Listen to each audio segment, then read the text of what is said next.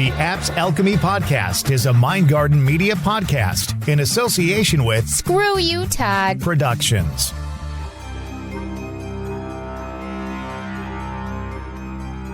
Welcome to the Apps Alchemy podcast. Join the members of Apps as they take a deep dive into the world of the paranormal, cryptids, the occult, and more. These seasoned paranormal investigators have seen and heard it all. It's time to share with you.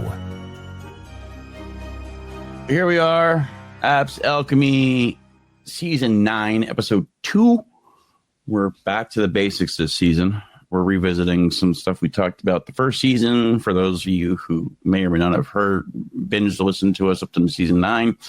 So we're going to talk about some things tonight. I'm Damon. I'm Jen. I'm Sarah. I'm Carolyn.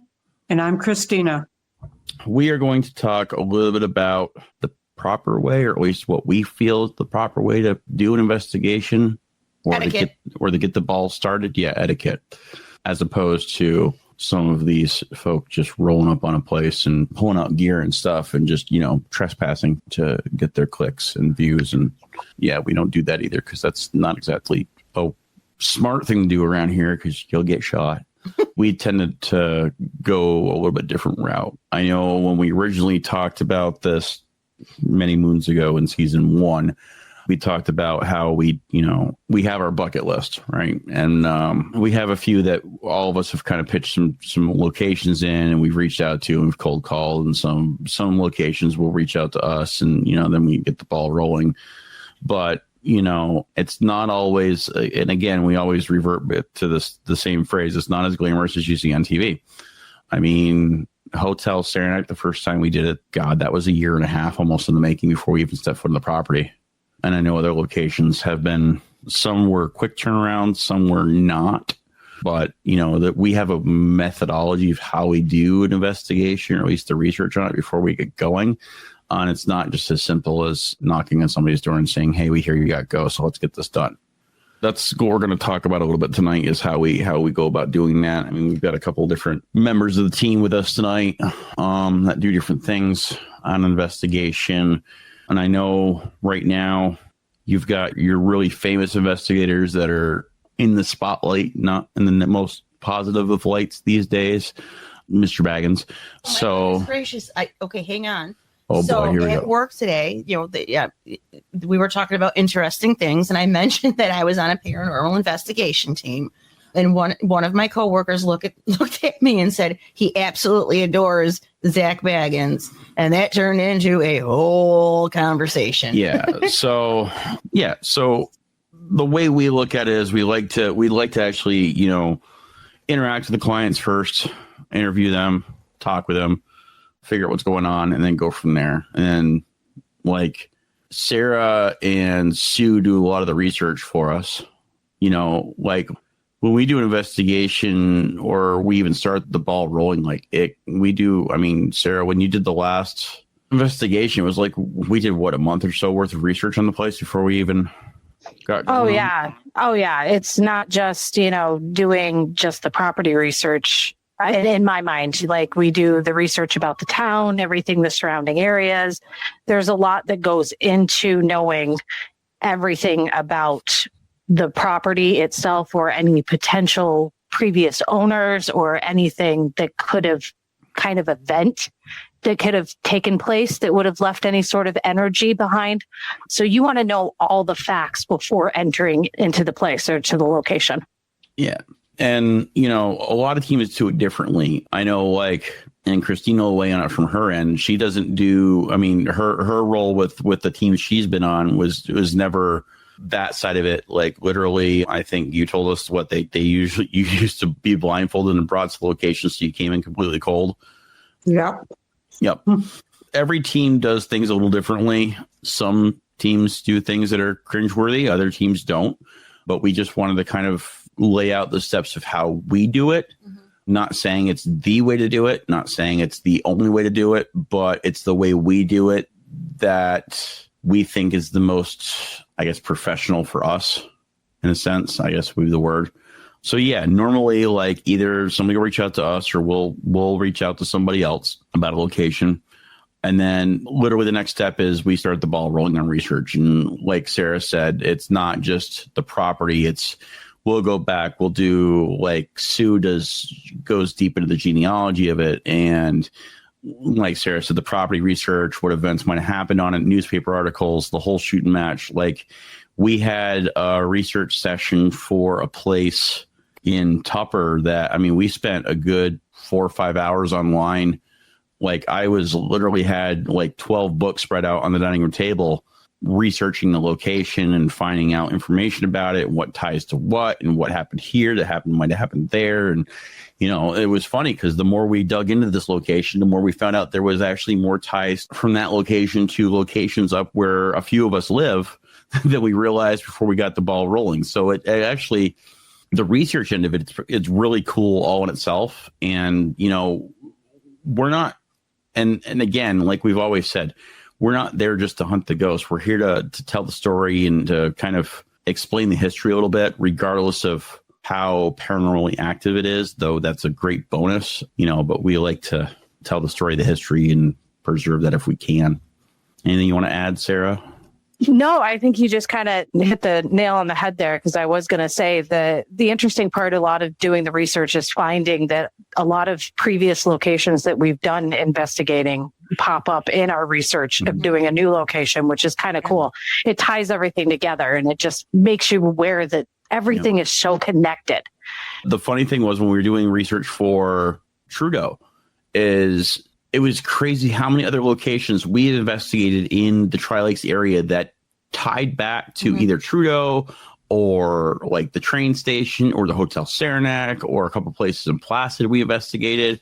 The more we dug into Trudeau, the more ties we found, which was crazy when it came to that. So, I mean, and that's something I wish there was more of when these shows come on, is the back research, the back history, not just the gory details that they sometimes disclose. Oh, somebody was murdered here. There was a fire here, blah, blah, blah, blah, blah. It's like, okay, what are the ties and what other things might possibly some of this intelligent or unintelligent energy might be related to besides always the gruesome, obviously it's the shock factor and stuff like that. Carolyn? I was going to say, I think people really like that better than some people might assume. I know when I did the talk at Hotel Saranac to introduce not your investigation, but a different investigation there. And I was brought in to talk about the history of the building and some of the other buildings that were being investigated that night. And it occurred to me that people who love ghost stories, the paranormal, love history as well. Like they really had this I was just going to say that. Yep. Strong tie and interest in the past. Yep. So I think that these shows that you're talking about, maybe on TV and YouTube, would do well to include more of that. Than maybe you've got your demographic and your fan base that wants the scare factor, the that crap, scare. The jump scare, the jump scares, all that stuff. Right. But in the same token, it's like there's another whole demographic that wants the history to it. And I think, again, going back to some of the shows that I kind of like more than others, Ghost Lab was one, and the OG Ghost Hunters episodes, they did more of a backstory on a property than they do now. Ghost Hunters, at least. Unfortunately, Ghost Lab is no longer in the air. They only lasted like 2.5 seasons, but they did a hell of a job focusing on the back history. Granted, it was an hour-long show, not a half-hour deal, before they even went into their next phase, which is getting in the building and all that stuff and going lights out and all that crap. I think that's really a huge part of it, what makes it interesting. I mean, it's all fundamentally tied to people from the past and the stories of the past. Yeah. So the research part is great. Yeah. I know we got a lot of attention and a lot of raised eyebrows when we did our presentations at some of the locations we've done in the past, for the reveals, is we'll give some history that some may not know about.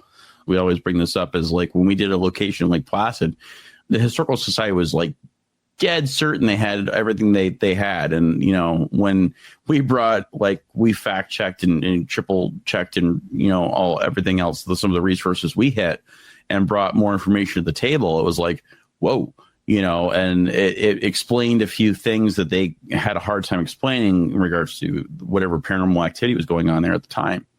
So, research in the steps of how we do an investigation and the etiquette thereof, research is probably our biggest priority, because not only does it help us in the beginning to get going on the investigation, it actually will look back on that afterwards during evidence review. And it kind of gives us a sense of satisfaction, so to speak, when we can put the pieces together and tie A to B and get that aha moment, so to speak, when everything kind of maps out and works properly. And then obviously the next step to how we do things is, we'll meet the client, we'll do a walkthrough of the house or the property or the business or whatever the case may be. Usually just one or two of us, not the whole team. We're not going to saturate the place right off the bat. We might bring in like a camcorder, an EVP machine, just something, a couple pieces of basic equipment, just while we're doing a walk around for a baseline and see if anything's even popping while we're just candidly walking the building. That's another thing that you don't often see within these shows is what goes into doing an investigation. And that's, I think some people don't realize the time frame it takes to do an investigation properly, professionally, a good quality, investigation, because, you're just seeing the good stuff on TV.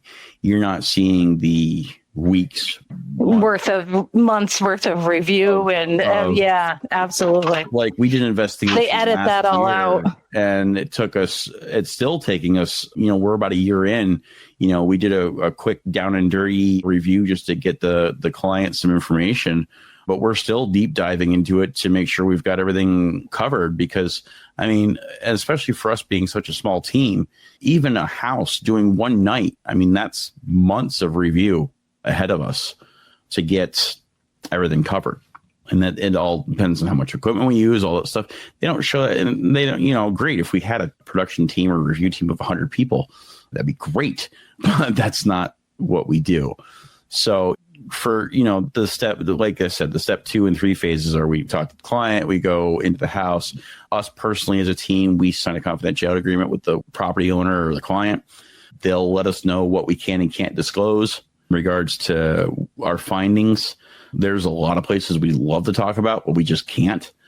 Our personal preference is we also have a liability waiver that we sign as a team, and the property owner signs. So that way, obviously if we get hurt, we're not going to sue them, vice versa. It's just a way to, a little bit of, legal. Well, it's not, it's legal in a sense, but it's a way to cover our butts and also to give the property owner peace of mind that we're not going to be like whiplash ambulance chasing kind of people in that sense. It's also professionalism. It is, in a sense. A lot of these people don't expect us to be walking in with a folder with a 2-prong file built onto it with 12 forms they got to sign, but we like to cover our bases. The only reason we do that is because we've seen a lot of situations where these other teams will do this stuff, and the next thing you know, wham bam, they're in a lawsuit, or people are getting pissed and because A, B, and C, or they you got those folks that kind of are shady about what they do. Again, not really something we're a fan of. So it's a way to cover our butts and be professional. So that's kind of like the beginning into it. And then obviously we go into, the actual investigation. And mind you, that could be a month, 2 months down the road from when we first get contacted. It all depends on how long, at least for our team, it depends on how long it takes us to do the research, what the time frames work for the client, if it's a matter of urgency or not.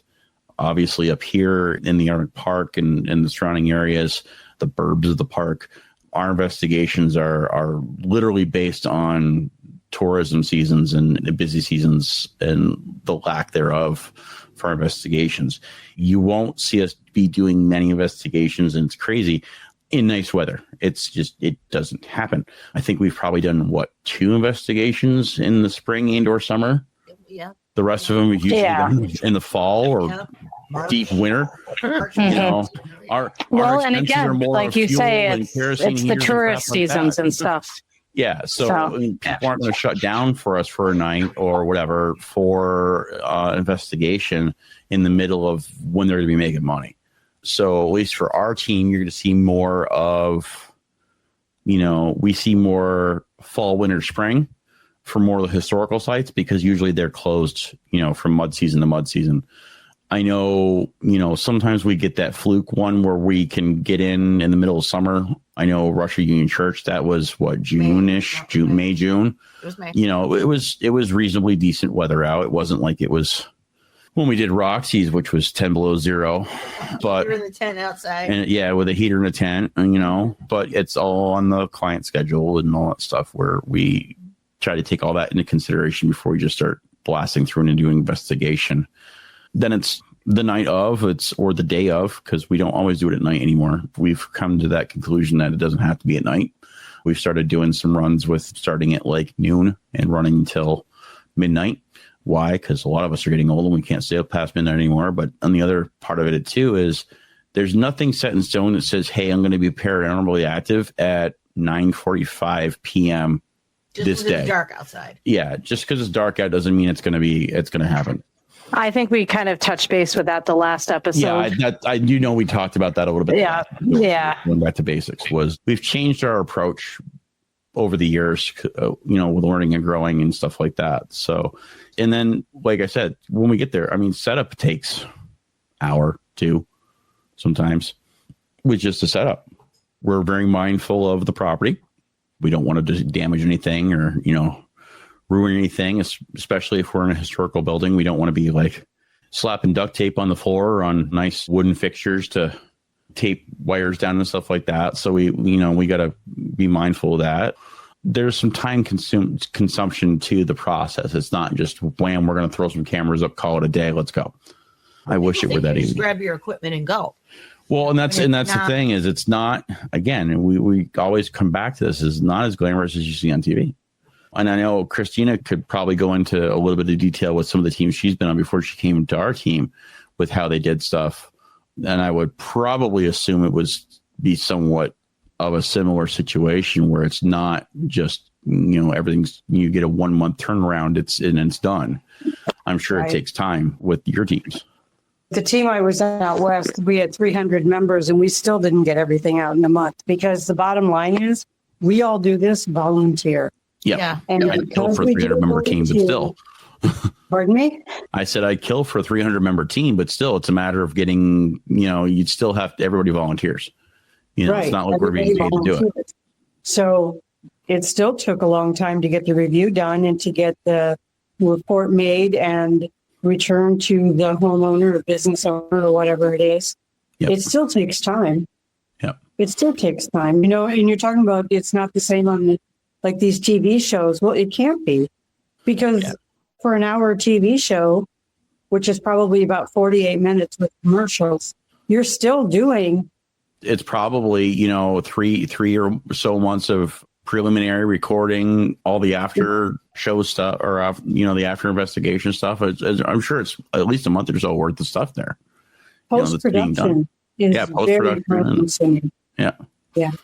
So, and that's part of that whole back to basics thing we want to kind of touch on and revisit is like, for you guys that are looking for your local paranormal team to do an investigation, take into consideration that we don't get paid to do this. We're doing this on our own time.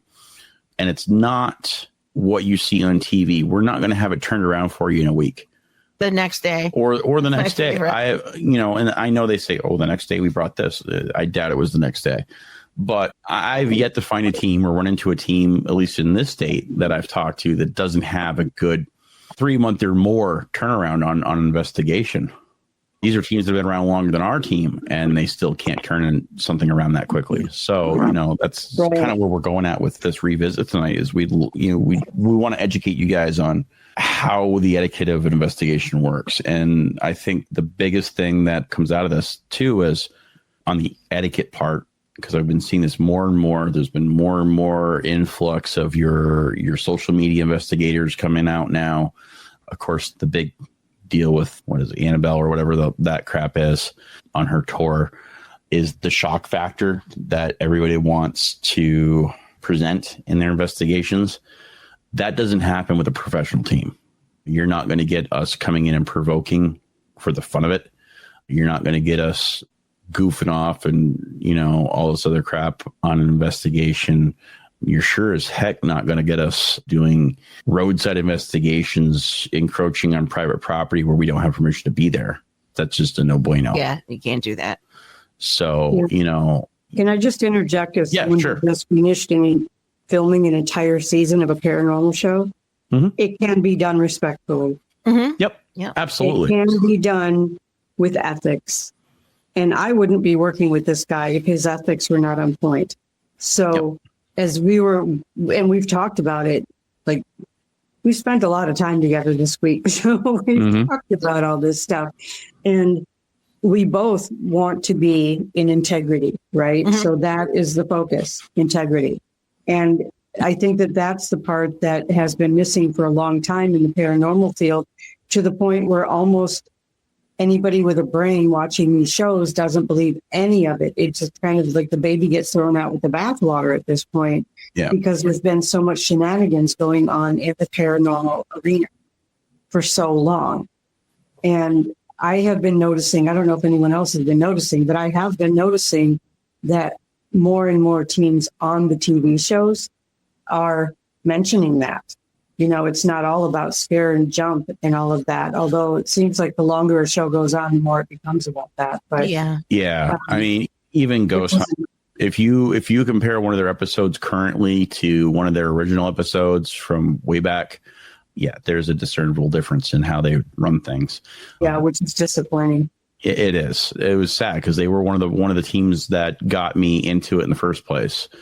Obviously you've got people that have broken off from their team, like Kindred Spirits, that crew, Amy Bruni, those I do guys. like that show. That is one show that I enjoy. That have kind of broken off and done their own thing and have taken things slightly more ethical. But even then, I'm seeing that even Amy's starting, causing drama in the circles. And it's saddening to see this, that more and more shows are having to go to lengths to get their ratings. Yeah. And it's disheartening. And there are some teams that have had shows that they've been canceled because they refuse to do what other shows do to get their ratings. Ghost Lab being one of them.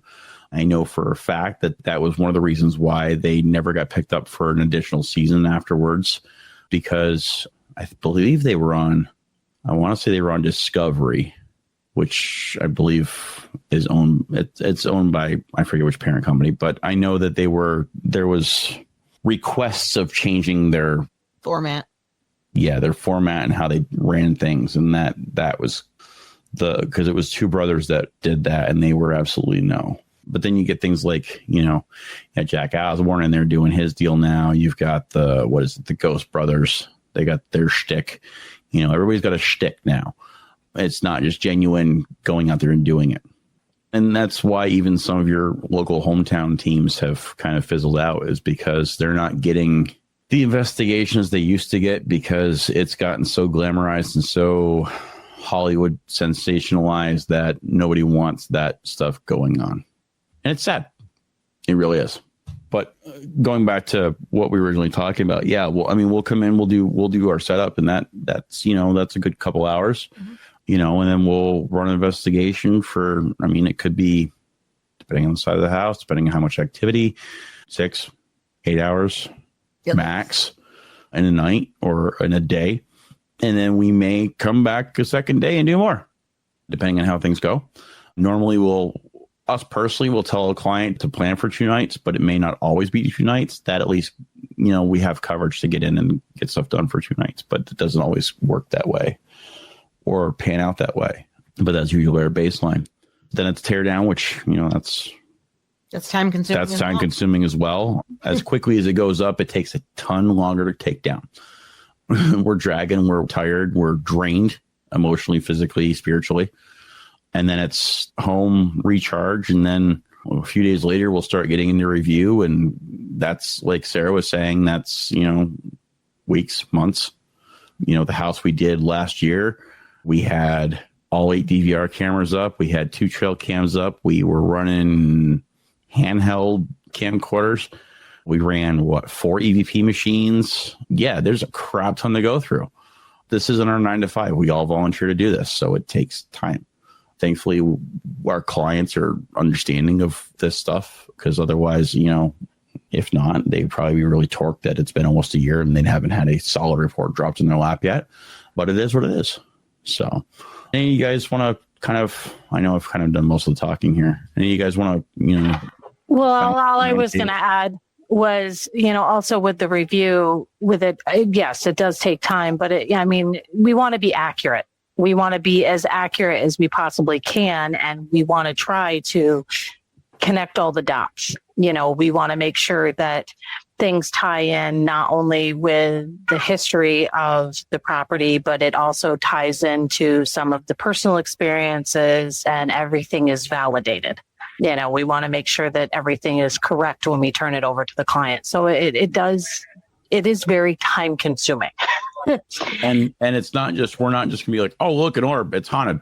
If we find something that's notable, we go back and look again. We'll look again and again. And we will not present it to the client unless the entire team agrees that it's not something we can debunk, that's actually of notable value. And again, we encourage you guys, when Shane was plugging in the middle of this, we have the Apps Alchemists community group that we added the chat in now, so you guys can toss up questions, ideas, comments, whatever, and we can discuss it there openly. Or if you guys have thoughts of what you want to hear in the next episode for that stuff, that's a place to go to through Facebook on the Apps Alchemists group. But we want to make sure that we are educating you guys on how we roll. And I know that when we talked about this the first season, these were some of our more listened to episodes, because it was, and the feedback we got was, it was very informative, because they weren't really aware of how much goes into doing even a quote unquote quick investigation. I have yet to find anything that's that I would actually consider a quick investigation, honestly. A lot of it's permission from the landowners, from whatever else. If it's an apartment building, we're not going to go and investigate an apartment unless we have permission and consent from every single tenant in the building and the property owner. It's not just, oh yeah, I'm going to go into apartment 4B and investigate. In the meantime, you've got 12 other tenants going, what the hell's going on? Why is there 6 cars out front and a whole bunch of equipment sitting out in the front yard? We do things legally. We do things professionally. We want to make sure that we have a reputation to maintain and uphold. And it's sometimes we see the stuff on like TikTok or Twitch, YouTube, all that crap. That's just not how we roll. So sometimes we like to address the elephant in the room and bring it out and air out the dirty laundry of other teams sometimes. Not that we want, that's our game, but we don't want the paranormal community to be categorized as, oh, they do that kind of crap, which is sadly, it's trending that direction lately with all these shock jocks and TikTok investigators and stuff like that. Again, if you find us on Facebook, it would be Apps Alchemy Podcast on Facebook. All of our contact info is there. You can always reach out to us through the Apps Alchemist chat. You can put a post up on the Apps Alchemy group page, stuff like that. If you guys have anything you want to hear, talk about for the next episode, let us know. Drop us a message. We'd love to get your input. I know the big stuff in the news right now is the drama with some of the Ghost Adventures people and the Annabelle doll honor tour and all that stuff. So we were going to touch more on the Annabelle tour and that kind of stuff.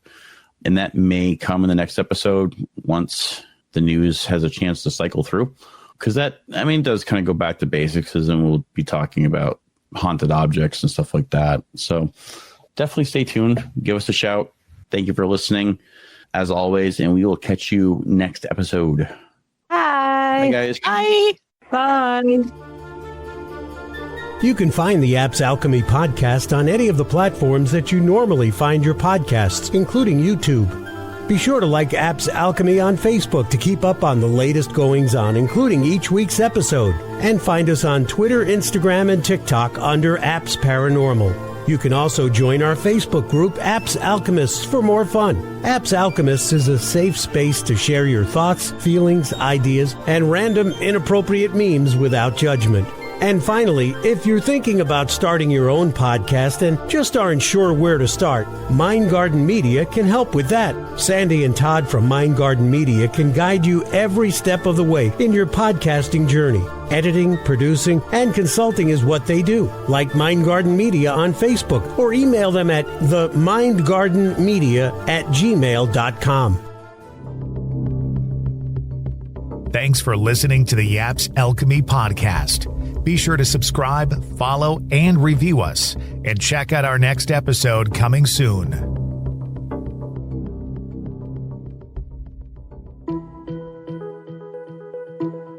We make podcasting easy. Mind Garden Media can get you going on your very own podcast. With many years in the broadcast and audio industry, Mind Garden Media can edit, fully produce, and provide all the web distribution services. We're podcasters too, so we'll guide you every step of the way to a professional sounding podcast production. For information, email themindgardenmedia@gmail.com, themindgardenmedia@gmail.com, or check us out on Facebook. And scene.